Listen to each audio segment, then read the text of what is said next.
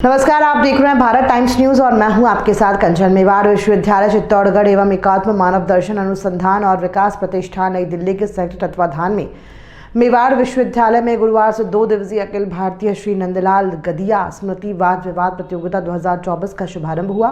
कार्यक्रम के मुख्य अतिथि नेक्स्ट IAS ग्रुप के CMD श्री वी सिंह, अध्यक्ष ISSR मध्य प्रदेश के चेयरमैन प्रोफेसर GK शर्मा सहित कई विषयों के विशेषज्ञों की उपस्थिति में महाराणा प्रताप सेमिनार हॉल में कार्यक्रम आयोजित हुआ, जिसकी शुरुआत मेवाड़ विश्वविद्यालय के समाजसेवी व माता श्री कमला देवी गदिया व कुलाधिपति डॉक्टर अशोक कुमार गदिया की उपस्थिति में अतिथियों द्वारा मां सरस्वती के समक्ष माल्यार्पण व दीप प्रज्वलन के साथ स्वर्गीय श्री नंदलाल गदिया के चित्र पर भी पुष्पांजलि अर्पित की गई।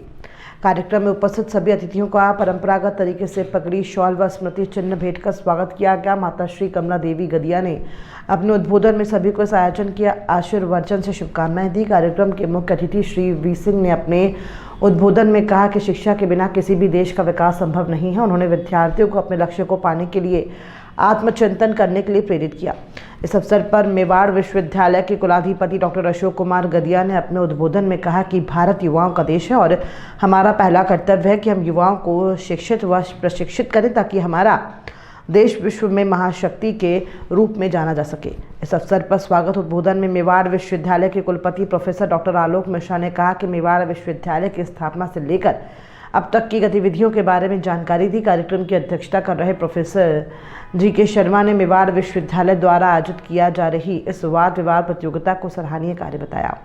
प्रतियोगिता के संयोजक डॉक्टर लोकेश शर्मा ने बताया कि प्रतियोगिता में देश भर से 475 के छात्र छात्रा हिस्सा ले रहे हैं। कार्यक्रम सह संयोजक शांतिलाल सुथार ने बताया कि प्रतियोगिता में जो विश्वविद्यालय टीम चैंपियन बनेगी उसे 5 लाख रुपये और Shri Nandlal Gadia memorial running trophy पुरस्कार के रूप में प्रदान किया जाएगा। कार्यक्रम समन्वयक वीरेंद्र सिंह भाटी ने बताया कि प्रातःकालीन सत्र में उपस्थित सभी विश्वविद्यालय व कॉलेज के विद्यार्थियों ने विश्वविद्यालय के पदाधिकारियों फैकल्टी के साथ अपने अपने कॉलेज की तख्तियों को लेकर बैंड बाजे के साथ शोभा यात्रा निकाली और भारत माता की जय के नारे भी लगाए और सभी का ग्रुप फोटो भी हुआ। पेश है चित्तौड़गढ़ से हमारे संवाददाता अमित कुमार चिचानी की एक खास रिपोर्ट। मात्र 10 मिनट लगते हैं, मात्र। आप सोचिए कितना टाइम लगेगा 10 मिनट अगले दिन का शेड्यूल सोचने में, उसको इंप्लीमेंट करिए। तीसरा, जब भी आप क्लास में पढ़ते हो, कोई भी, चाहे कॉलेज हो, चाहे कोचिंग हो, चाहे आप कुछ भी पढ़ते हो, जो भी पढ़ा है घर जाकर के, लंच लेकर के, डिनर लेकर के उस पढ़े हुए नोट्स को रिवाइज करिए। उसको कहते हैं रिव्यू। जो मैंने बताया था ना कि 24 घंटे में 7 में से 6 चीजें भूल जाएंगे, वही चीज वापस अपने मेमोरी में भरने के लिए आपको विदिन 24 आवर्स उस लेक्चर को या उस दिन के लेक्चर को रिव्यू करना होगा। ये रिव्यू करना सीख जाइए, इसमें ज्यादा टाइम नहीं लगता। Review takes hardly 10% of the class time. अगर आपने 4 घंटे पढ़ा है तो उसका 10% ही टाइम लगेगा। रिव्यू कर लीजिए। अगर आप रिव्यू करना सीख गए आप भूलेंगे नहीं। तो ये तीसरी चीज सीख जाइए। और चौथा जो मैं आपको बताना चाहता हूं वो है जीवन का एक लक्ष्य। बिना लक्ष्य के आप कितना भी दौड़ते रहो, टारगेट अचीव नहीं होगा। लक्ष्य पूरा होना चाहिए। लक्ष्य स्थापित करना पड़ेगा कि मुझे अल्टीमेटली करना क्या है। और अपने आप से कभी झूठ मत बोलो। आपकी रुचि अगर शिक्षा में नहीं है, कलाकारी में है, एक्टिंग में है, स्पोर्ट्स में है, आप वहां जाइए। अगर आपकी रुचि एजुकेशन में है तो एजुकेशन में जाइए। इसलिए अपने आप से झूठ मत बोलो। अपने आप की स्ट्रेंथ और वीकनेसेस दोनों को पहचानो, फिर एक लक्ष्य बनाओ और उस लक्ष्य की प्राप्ति के लिए क्या करना पड़ेगा उसका एक रास्ता तय करो। Plan your vision and then move. मैं आपको जो चीजें बता रहा हूं आपको हो सकता लगती हो कि हाइपोथेटिकल हैं, पुस्तकी ज्ञान नहीं, ये बिल्कुल एक्सपीरियंस किया हुआ है। और जीवन में सफल होने के लिए आपको अपने आप को दूसरों से अलग करना पड़ेगा। और वो अलग बहुत छोटे छोटे से कण होते हैं, छोटे छोटे से दिशाओं में परिवर्तन करना होता है। कोई बहुत बड़ा मेजर चेंज नहीं चाहिए। मेडी जी ने हर साल 25 मित्रों, एक उदाहरण देता हूं। हमारी इस युवा आबादी का 0.1% से भी कम, जो मैथमेटिक्स जानते होंगे वो 0.1% जानते होंगे। 0.1% से भी कम आबादी विश्व पटल पर गई। कुछ लोग अमेरिका चले गए, कुछ यूरोप चले गए, कुछ मिडिल ईस्ट में चले गए, कुछ अफ्रीका में चले गए, कुछ ऑस्ट्रेलिया में चले गए, कुछ न्यूजीलैंड में चले गए। जहां गए वहां उन्होंने कमाल कर दिया। जिस कंपनी में गए उस कंपनी के सीईओ बन बैठे। जिस जगह गए वहां उन्होंने अपना परचम फहराया। यहाँ तक कि राजनीति में भी चले गए और उन देशों के प्रधानमंत्री बन गए और कुछ बनने को तैयार। हमारी कितनी गई, इससे क्या सिद्ध होता है? इससे यह सिद्ध होता है कि भारत का नौजवान दिमाग से भी तेज है, ताकत से भी तेज है और वह हर जगह अपना स्थान बनाने में कामयाब है। अभी हमें क्या चाहिए?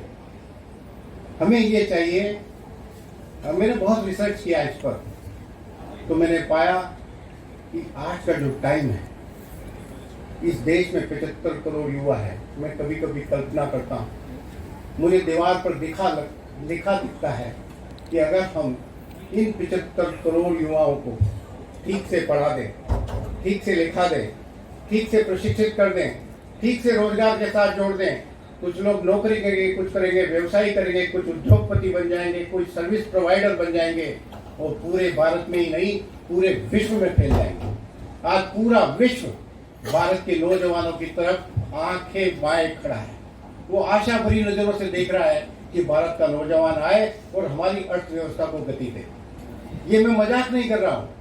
पूरे विश्व में भारत का यूथ चाहिए। उन्हें लगता है कि भारत में जो कैपेबिलिटी है वह कहीं पे नहीं है। इसीलिए हमारे प्रधानमंत्री आदरणीय मोदी जी ये कहते हैं कि 3 साल में हम वर्ल्ड की सबसे बड़ी इकोनॉमी बनेंगे, तीसरी इकोनॉमी बनेगी। मैं कह रहा हूँ 25 साल में हम विश्व की सबसे बड़ी आर्थिक शक्ति बनेंगे, विश्व की सबसे बड़ी राजनीतिक शक्ति बनेंगे, विश्व की सबसे बड़ी ताकत बनेंगे, हम विश्व गुरु बनेंगे। सिर्फ और सिर्फ हम जैसे लोग हैं जो यहाँ ये जो पहली 2 लाइनों में बैठे लोग हैं, इन्हें थोड़ा सोचने का तरीका बदलना चाहिए कि हम अपने नौजवानों को क्या दे रहे हैं। हम अपने नौजवानों को अगर हम अच्छी शिक्षा दें, अच्छा प्रशिक्षण दें, उनकी हौसला अफजाई करें, उनको नशे से दूर करें और किसी रोजगार के साथ जोड़ दें, बस फिर कुछ करने की जरूरत नहीं, बाकी काम ये सब नौजवान अपने आप कर देगा। जिस देश में 75 करोड़ युवा हो, छोटा सा उदाहरण देता हूं, अगर किसी मोहल्ले में किसी माँ के 4 या 5 नौजवान बेटे हो, किसी माँ के बिल्कुल अनपढ़ हो, माँ अनपढ़ है, 5 नौजवान बेटे हैं, पढ़े लिखे हैं, कोई आईएएस है, कोई आईपीएस है, कोई डॉक्टर है, कोई इंजीनियर है, कोई वकील है, वो माँ किसी के काबू आती है क्या? वो माँ किसी के काबू नहीं आती, किसी की सुनती नहीं, अपनी ही चलाती सब जगह। जिसके 5 बेटे हैं, अरे इस भारत माँ के तो 75 करोड़ बेटे हैं। जिस माँ के 75 करोड़ बेटे हों, वो माँ कहाँ पीछे रहेगी? वो तो विश्व गुरु बन के ही रहेगी। बस सिर्फ और सिर्फ एक सोचने की जरूरत है, इन बच्चों में हौसला बढ़ने की जरूरत है, इनमें ताकत बढ़ने की जरूरत है। तो किसी भी समय किसी की भी गोली का शिकार हो सकते हैं, या तो आर्मी की गोली का, एसएनएल गोली का, या फिर आतंकवादियों को लेकर। तो ऐसे प्रदेश के बच्चों को और दूर दराज के बच्चों को लाके अपने आंगन में पाल रहे हैं, पढ़ा रहे हैं। ये तो यज्ञ है जो आपके पिताजी ने आपके हाथ में मशाल सौंपी है, उसको पूरा करना, तो कोई शक नहीं कि ये रेयर धरती है। और वो जो परंपरा की बात लोकेश ने महानतम लोगों की बात करते हुए की है, हाँ डॉक्टर साहब, सच में हम उनके उत्तराधिकारी हैं और उनके उत्तराधिकारी हैं जिस पिता ने ये कहा था ये सब आपके ही, हमने आपको लौटा दिया है। तो ऐसे विश्वविद्यालय में आप सब आए हैं, 2 दिन आप बात करेंगे। एक और बर्निंग टॉपिक आपने इस बार फिर चुना है डिबेट के लिए। एक और इशू हमारे सामने खड़ा हुआ है, last year foreign policy discuss की गई थी, फिर कभी एक लास्ट एक चुनाव डिस्कस करेंगे मुझे लगता है। तो ऐसे डिबेट कॉम्पिटिशन में ज़्यादा समय अब नहीं है क्योंकि कॉम्पिटिशन शुरू करना है हम लोगों को। आप सबको लिटरली सारे भारत को रिप्रेजेंट कर रहा है, लगता है कि पूरा भारत हमारे सामने बैठा हुआ है, पूरा देश हमारे सामने बैठा हुआ है। और ये 2 विश्वविद्यालय इस देश के अलावा वो 24 देश भी है, साथ में 20 देश भी जो बाहर हमारी बातों को सुन रहे हैं, अलग अलग देशों से आए हुए, क्योंकि वो भी अधिकांश गरीब देश हैं। मान लीजिए इनकी नज़र गरीबों पहले पड़ती है शुद्ध की, देश गरीब हो चाहे लोग गरीब हो, उनके दौड़ते हैं आप लगातार। और इतने मोहम्मद चीज़ की चर्चा लोग कुछ नहीं की आप काम करते हैं। ये विशाल आपका अभियान चलता रहे और पूरी शक्ति से आप शताब्दी तक पूरी इस अभियान को चलाते रहें और इस देश की सेवा करते रहें।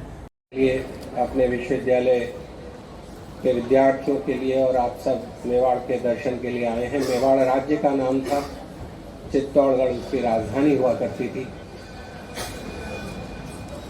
और जिस समय चित्तौड़ के तमाम भामाशाह अपना धन मार्बल इंडस्ट्री और जगह जगह लगा रहे थे, उस समय श्री गोविंद लाल गजिया जी परिवार के सदस्यों ने, अन्य सदस्यों ने इस विश्वविद्यालय की स्थापना करने का लक्ष्य रखा। चित्तौड़गढ़ डिस्ट्रिक्ट में कभी केंद्रीय सरकार ने नहीं सोचा कि कोई केंद्रीय विश्वविद्यालय स्थापित किया जाए, ना ही कोई राज्य विश्वविद्यालय आया। और ऐसे में मेवाड़ एजुकेशन सोसाइटी ने 21 सितंबर 2008 को इस विश्वविद्यालय का जन्म हुआ और बहुत ही वयोवृद्ध नेता इस क्षेत्र के कृपलानी जी, उनके कर कमलों से शिलान्यास हुआ। 2008 की बात है और एक ऑर्डिनेंस जारी किया महामहिम राज्यपाल राजस्थान ने, जो कालांतर में निश्चित समय अवधि के अंतर्गत मेवाड़ एजुकेशन, मेवाड़ यूनिवर्सिटी अधिनियम के नाम से जाना गया।